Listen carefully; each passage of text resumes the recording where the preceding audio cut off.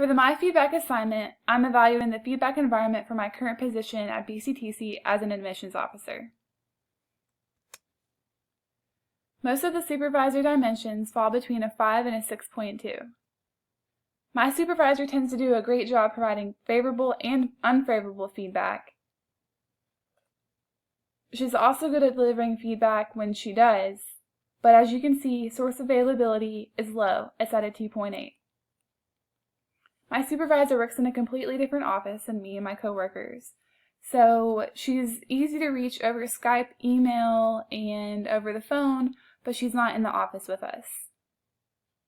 She does provide decent feedback, and her feedback does seem to be credible.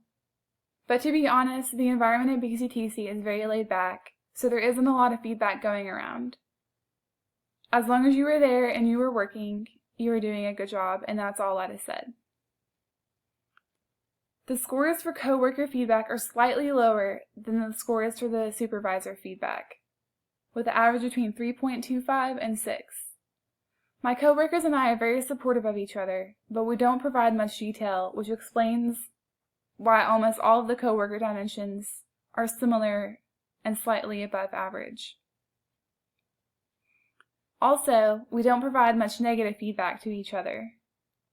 If we notice that someone made a mistake, some of us will point it out, but others won't. It really depends on how severe the mistake is, or who the person is.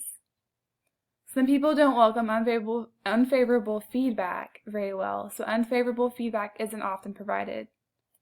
Source availability is also very high for coworkers. We all work in a very, very small office together, so everyone is available pretty much all the time.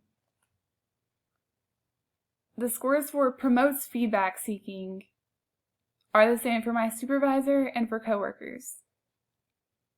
Like I mentioned before, it's very laid back at BCTC. Most of us believe or hope that if we make a mistake, someone will let us know. But we don't really seek each other out for feedback. Now I'm going to do the role play of feedback. Good afternoon, Kayla. I'm going to discuss your performance with you. Because you've only been in this position for 2 months, I understand that you were still in the process of being trained. Because like I said before, you weren't fully trained unless you've worked here for a full year and have been through every single semester. However, even though you're still new to the position, you were performing very well. You seem to have caught on to the application and document processing very well, and you seem to be tackling these responsibilities in a timely manner. You always stay caught up on documents, and you never get behind on queries. I also see that you try very hard to help out the other admissions officers, and you are making yourself a part of the admissions team. You always offer to help coworkers when they get behind, and you also volunteer for admissions events. 100% accuracy in application and document processing is not realistic. And as I have said already, you are relatively new, so it's okay when you make mistakes, because you are human. So let's work together to set some goals for you for the next year. First of all, keep up the good work with processing applications and documents. As you are trained more and more, you'll be able to notice smaller and smaller details, so focus on increasing accuracy. After this fall, you will have gone through a full year of applications, being trained for each term. Your main goal should be to increase accuracy when processing applications and documents. I hope this discussion went well for you, as well for you as it did for me. Please feel free to let me know if you have any questions or concerns. Now I'm going to do the role play for the Feed Forward interview. Good afternoon, Kayla. We're going to have a quick discussion about your performance, but this is going to be a bit different than our last discussion about your performance.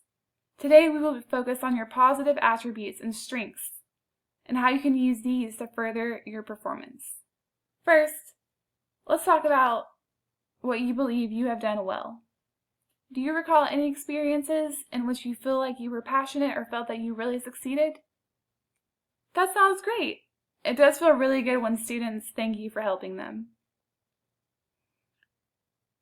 How did you make the student feel welcomed and happy to attend BCTC? It seems like you provided fast but high-quality responses to the student, and it definitely sounds like you did everything possible to answer their question.